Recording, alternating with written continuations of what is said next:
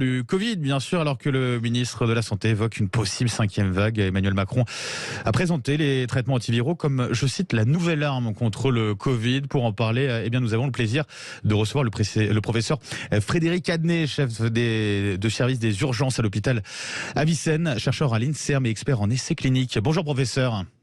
Bonjour. Et merci d'être avec nous ce matin sur Sud Radio. Ça fait longtemps que l'on parle de ces antiviraux. On a déjà parlé auparavant avec vous. Le président lui en a parlé, alors très brièvement quand même dans son allocution mardi, évoquant l'arrivée de nouveaux remèdes dès la fin de l'année. Il s'agit de quoi exactement pour rappeler à nos auditeurs, Frédéric Adnet? Alors je pense qu'il fait référence à 2 médicaments qui viennent de sortir, qui ont été annoncés par des conférences de presse du laboratoire Merck tout d'abord et Pfizer en deuxième.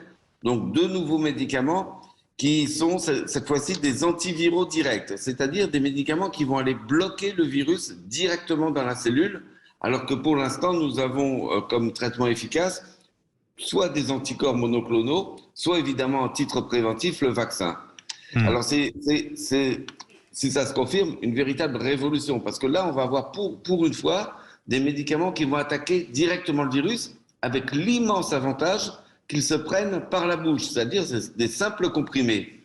Et les premiers résultats, donc qu'il faut prendre avec des pincettes parce que c'est pas encore la vraie publication scientifique, mais les premiers résultats sont spectaculaires. Vous dites si ça se confirme, c'est-à-dire qu'est-ce qu'on attend encore?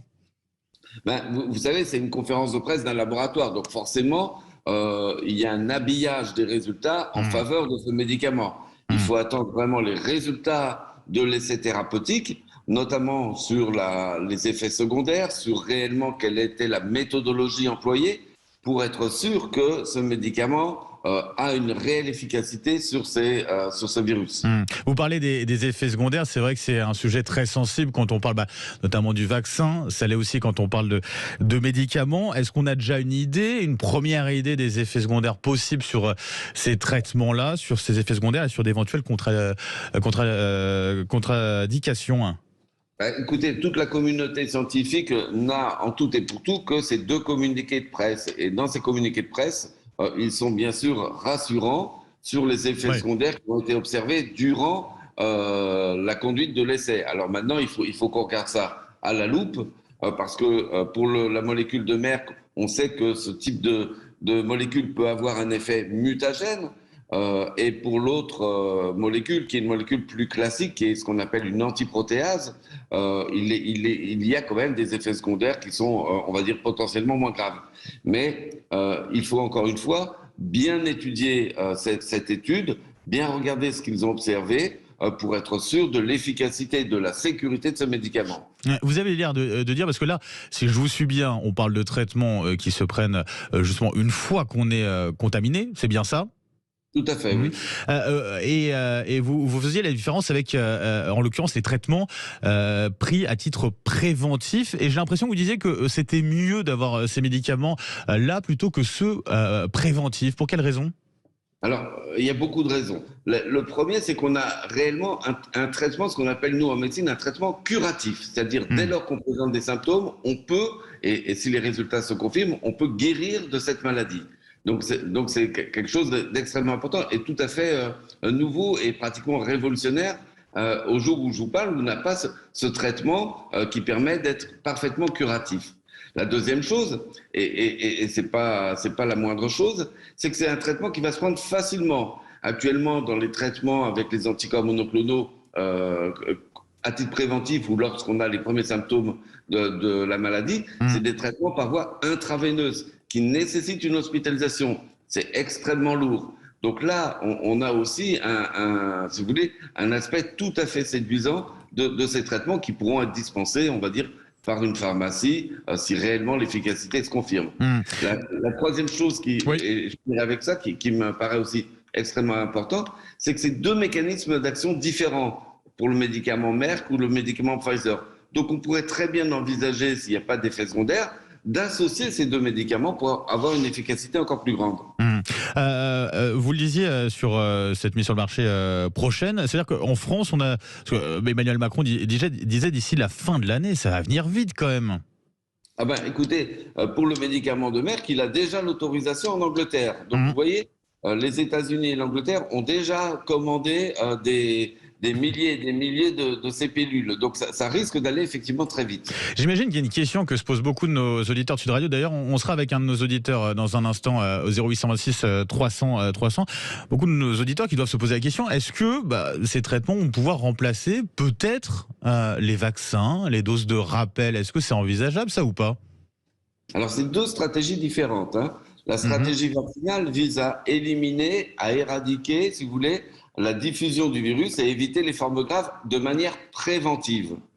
Donc, c'est une approche, si vous voulez, préventive. Là, nous avons affaire à des médicaments qui sont curatifs.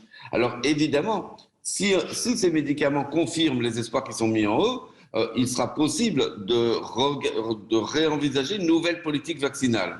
Pour l'instant, on n'en est pas du tout là. On est content d'avoir une arme supplémentaire pour vaincre ce virus. Il faut absolument se vacciner parce que l'efficacité contre les formes graves, elle est parfaitement établie. Il n'y a qu'à voir ce qui se passe actuellement en Allemagne.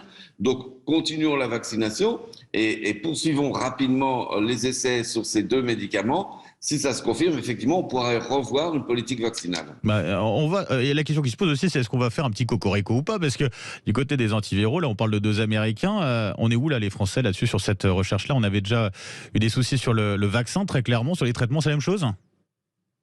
Écoutez, malheureusement, cette épidémie, cette pandémie de Covid-19 a mis en exergue que la recherche française et la recherche publique française n'étaient pas au rendez-vous. Je suis le premier à le déplorer. On a un auditeur justement qui nous a appelé 0826 300 300. C'est Richard. Bonjour Richard. Bonjour. Vous nous appelez de Dordogne. Vous vouliez réagir sur ce sujet ce matin sur Sud Radio. On vous écoute. Ouais, je vais réagir de deux manières. Je vais réagir ensuite au propos du professeur parce que c'est fort intéressant et je vais réagir en premier parce que j'avais envie. Je suis médecin anesthésiste retraité, 40 ans de pratique, 40 ans d'expérience, pas de conflit d'intérêt, pas anti-vaccin, je voulais le préciser. Donc moi, ce matin, je voulais surtout penser aux soignants et leur rendre une nouvelle fois hommage. Notre président a surfé là-dessus, il a simplement parlé d'une 3e dose et pendant ce temps, on oublie les soignants qui ont fait de leur première ligne avec du matériel manquant, il faut les entendre dénonçant les conditions de travail, mal rémunérées, mal considérées. Et on ne doit pas oublier ces milliers de soignants qui ont refusé la vaccination et qui aujourd'hui, après avoir été applaudis, sont rejetés de notre société, sans emploi, sans rémunération et sans droit au chômage. Pensez non seulement à ceux qui ont été suspendus pour les soignants, mais aussi ceux qui se sont fait vacciner et qui continuent à travailler énormément. J'allais y venir. Nos décideurs nous poussent à les considérer comme dangereux, irresponsables et contaminants. Et je n'ai jamais entendu les professeurs sur les plateaux télé défendre ces équipes. Et puis revenons-en simplement à ce que M. Adnet a quand même dit un petit peu. La Covid-19. Le professeur Frédéric Adnet, oui, qui vous écoute, là, il est avec nous. Les vaccins de la Covid-19 n'empêchent pas la maladie ni la transmission du virus et les effets secondaires n'ont jamais été aussi nombreux pour un vaccin. Où est donc la cohérence de ces décisions? Les soignants vaccinés peuvent être malades de la Covid. Les soignants vaccinés peuvent transmettre le virus. Les soignants s'épuisent, perdent toute motivation. Je veux dire, cette mesure autoritaire imposant la vaccination du Covid des soignants n'a plus aucun sens. Et nous assistons, et j'aimerais bien que les professeurs nous soutiennent, à une destruction programmée de notre système public de santé. Et puis, pire de tout ça, attendez, je finis. Les déserts médicaux, l'attente aux urgences, les interventions reportées, les maternités qui ferment, des soins retardés. Ça parle à tout le monde. Jusqu'à quand ça parle à tout le monde. Merci beaucoup. Et je vais réagir sur les propos du professeur. On vous laisse l'antenne jusqu'à 10h, Richard, si vous voulez. D'accord. Bien sûr qu'on peut parler de nouveaux médicaments. Mais ces médicaments sont mutagènes et cancérigènes. Et ce n'est pas des nouveaux médicaments. C'est des médicaments antiviraux anciens qu'on essaye de recaser. Alors moi, je veux bien, mais j'attends les essais. J'attends les essais et qu'on nous montre l'efficacité. Et à qui ça va s'adresser? Dans la mesure où ils sont mutagènes et cancérigènes, est-ce qu'on va oser les proposer à des gens entre 15 et 50 ans qui font des Covid légers, sans complications? Merci à vous, Richard. Justement, on vous a laissé la parole ce matin sur Sud Radio. On va écouter justement le professeur Adnet, Frédéric Adnet, qui vous a écouté, et on va lui laisser la parole puisque justement vous avez plus longuement développé votre propos. Professeur, on sent beaucoup de défiance, beaucoup de méfiance globalement sur ce qui vient d'être dit. Alors je pense qu'on peut tous être d'accord sur cette question, de la queue dans les urgences, le monde, les cliniques en tout cas les maternités qui ferment dans certaines certaines zones rurales. Je pense que là-dessus, on est tous d'accord de toute façon. Sur la question du vaccin, déjà, sur les effets secondaires, c'est vrai qu'on a de plus en plus, notamment d'études qui parlent d'effets secondaires, mais là-dessus, on commence à avoir une transparence, ce qui est une bonne chose, effectivement. Ça remonte en tout cas. Et votre auditeur a dit beaucoup de choses sur lesquelles je m'associe pour la plupart, d'autres beaucoup moins.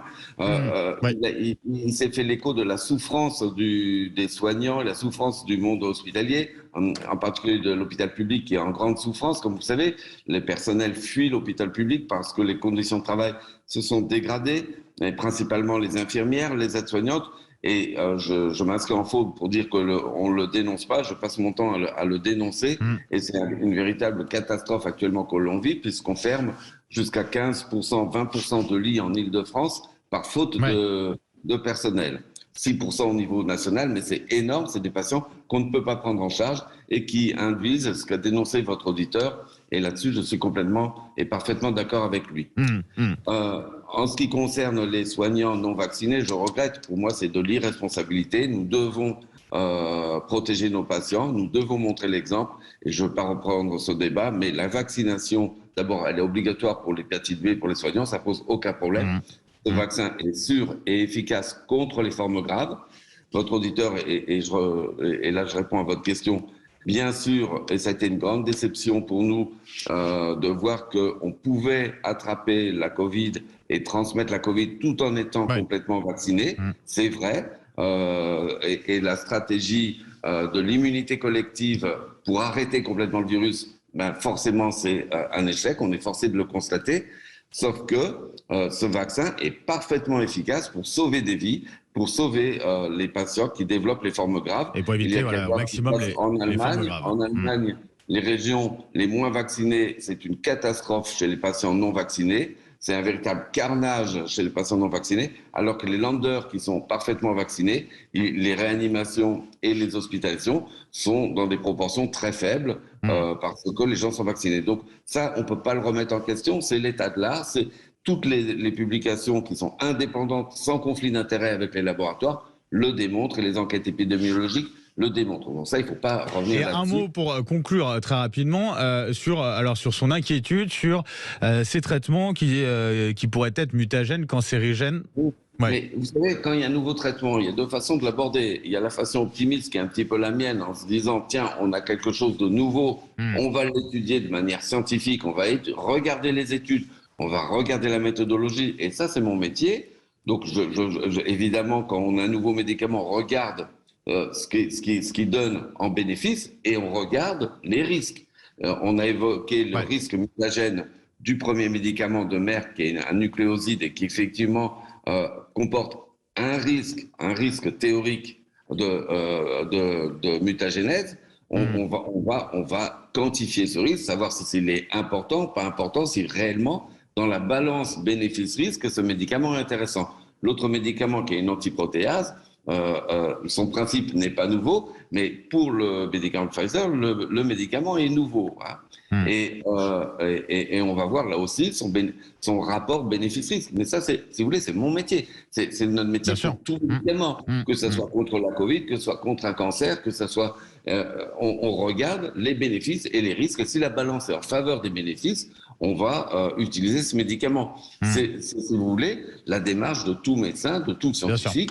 Et je ne serai pas hyper méfiant, je ne suis pas hyper confiant comme vous avez pu le constater. Tout ce que je peux, c'est regarder les études et savoir ce que je peux proposer de mieux pour mon patient. Patience pour voir donc cela. En tout cas, merci beaucoup, professeur Frédéric Canet, chef du service des urgences de l'hôpital Avicenne, chercheur à l'INSERM et expert en essais cliniques. Un grand merci d'avoir aussi accepté de répondre à Richard, notre auditeur, qui nous appelait au 0826 300 300 sur Sud Radio. C'est important, de débattre et on vous offre justement l'occasion de débattre tous les jours, tous les matins aussi sur Sud Radio, bien entendu. 9h46 dans un instant. On revient avec La France à vos côtés. À tout de suite sur Sud Radio.